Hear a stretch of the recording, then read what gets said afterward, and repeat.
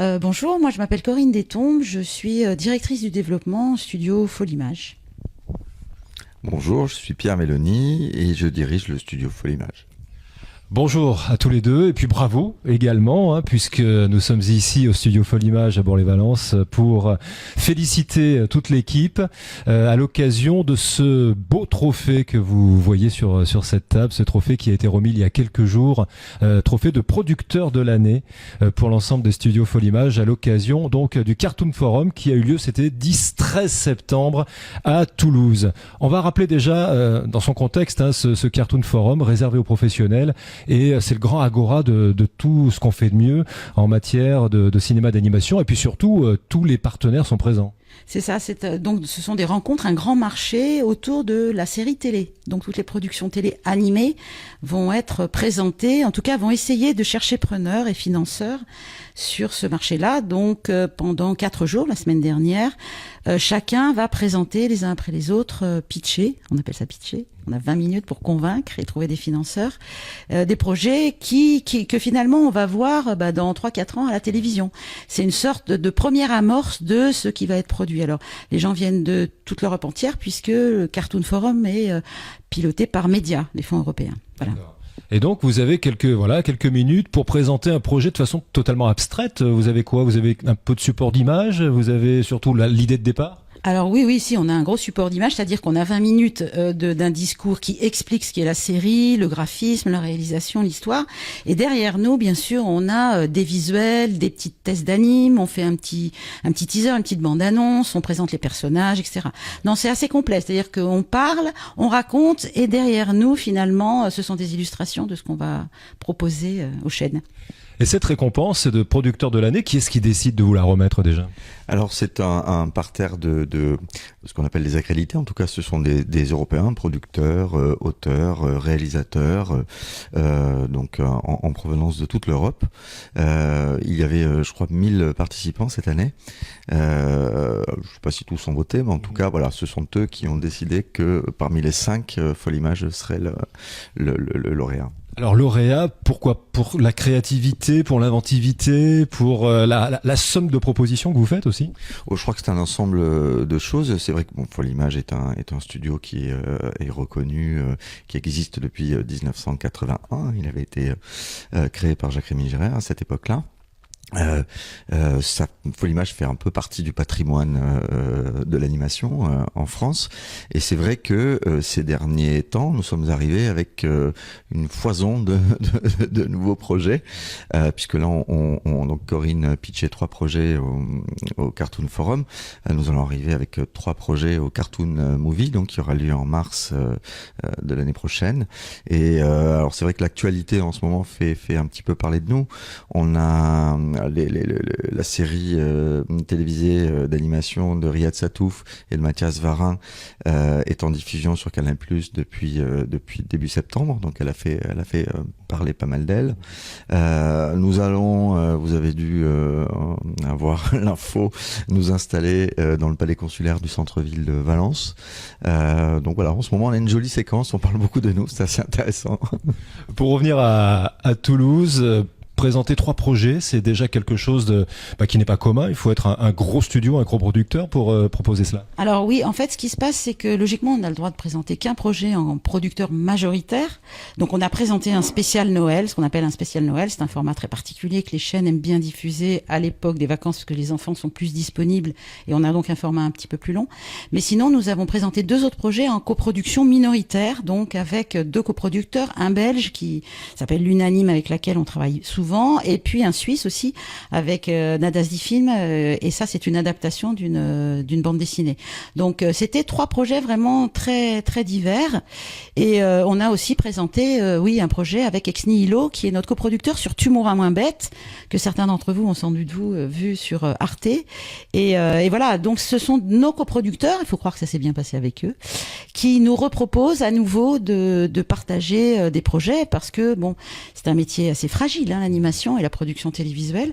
Donc il est important de s'entourer d'amis qui ont voté aussi pour nous, d'ailleurs, de nombreux producteurs, c'est plutôt bon signe. Et voilà, on est ravis. Mais c'est vrai que c'est du boulot. C'est de la répétition, c'est travailler. Mais après, il n'y a pas 1000 façons d'envisager les choses. Si on travaille, voilà, ça se voit à l'écran, mais aussi au pitch. Alors vous le disiez, donc les projets qui ont été présentés à Toulouse verront le jour d'ici 2 ans, 3 ans. C'est donc le film d'animation, la télé du futur finalement que vous avez pu présenter ce jour-là. La télé qui est en pleine évolution. Comment vous voyez un peu l'avenir de ces chaînes de télé hertziennes ou plus ou à péage? C'est compliqué. Est-ce que c'est plus facile du coup qu'avant ou ça devient vraiment plus difficile? C'est plus difficile qu'avant. Plus difficile qu'avant tout simplement parce qu'effectivement les supports changent et que la révolution de la télé du soir à 20h30, elle est en train d'exploser totalement. On se rend compte que effectivement il y a le web, mais il y a aussi le replay, qui est une autre façon de faire une sorte de télé à la carte. Le menu, ça marche moins bien qu'avant.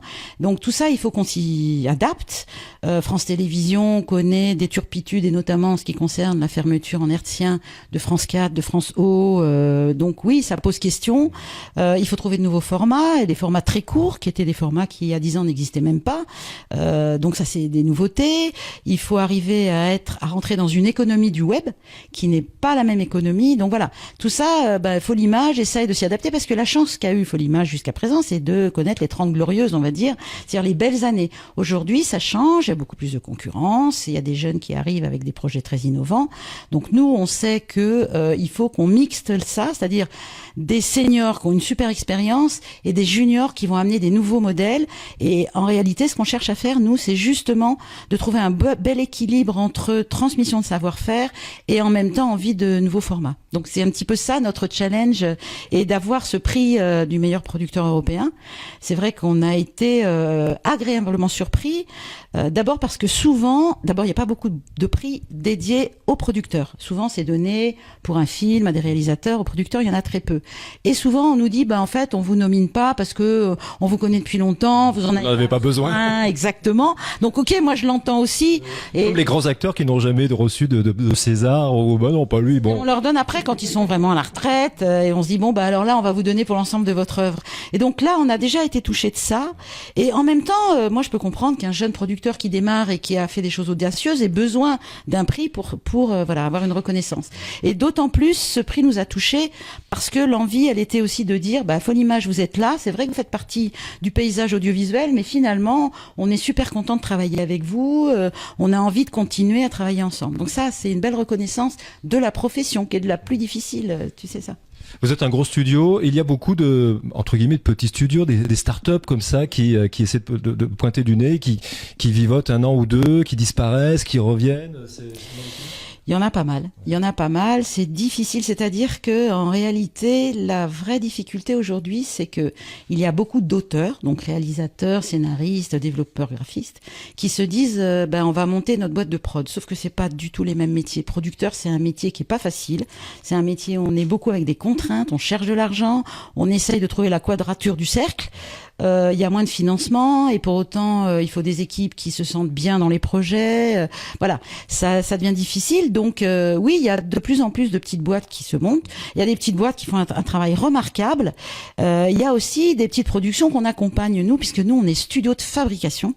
Donc il nous arrive aussi de soutenir des projets de petites sociétés un peu fragiles, mais pour lesquelles nous on a une infrastructure de fabrication qui permet une assise à certaines sociétés. Et c'est vrai que ça, on est de plus en plus sollicité pour ça. Et ça, c'est plutôt bien. Ouais. Donc Folimage a bientôt 40 ans. C'est important, cette expérience, cette assise. Oui, c'est très très important. Alors c'est déjà dans un sens parce que ça nous permet sur des productions comme celle passée d'avoir une maîtrise financière et en termes de modèle économique de ces productions-là. Ça nous permet d'avoir aussi, on a beaucoup de gens d'expérience ici qui savent exactement ce qu'ils ont à faire et comment ils ont à le faire. Donc ça, c'est très important pour nous de s'appuyer sur ces piliers-là. Et puis, ça nous amène une autre problématique, c'est qu'il va falloir qu'on transmette ce savoir. Et donc là, on est en train d'y réfléchir. Voilà. Un peu la même question qu'à Corinne tout à l'heure. L'avenir du cinéma d'animation, vous le voyez passer par ces chaînes à péage, par ces chaînes qui pointent le bout du nez, qui cartonnent à travers le monde maintenant. C'est difficile à dire aujourd'hui comment qu'est-ce que sera le modèle économique dans une dizaine d'années, mais c'est vrai que là il y a une profonde mutation aujourd'hui du schéma de construction de l'économie d'un projet audiovisuel. On essaye comme on peut d'anticiper, mais c'est vrai que non, c'est à voir. Faut faire de l'anticipation. Ouais. Voilà, ça c'est une autre forme de cinéma quelque part. Merci en tout cas à tous les deux. Et voilà, l'aventure continue bien évidemment. Il y a les trophées, c'est important. Les trophées, ce sont des étapes. Bien sûr, et puis surtout, le prix de producteur, ça récompense pas uniquement des personnes, ça récompense un studio. Ça veut dire tout un groupe de gens qui participent à faire en sorte de travailler tous ensemble, de défendre les mêmes valeurs. On a des auteurs, on a des techniciens, on a des distributeurs, on a tous ces gens-là qui sont mobilisés autour d'une même cause, et ça fait plutôt plaisir, parce que quand on est arrivé avec le prix, on a dit c'est un prix à tout le monde. On a remercié tout le monde, et ça, c'était super. De production aussi. Voilà. Bravo à tous. Allez, les prochaines étapes, c'est quoi l'avenir immédiat? C'est quoi? C'est essayer de rattraper tous les mails qu'on a en retard la semaine dernière. Bon courage. À bientôt, merci. À bientôt à Folimage.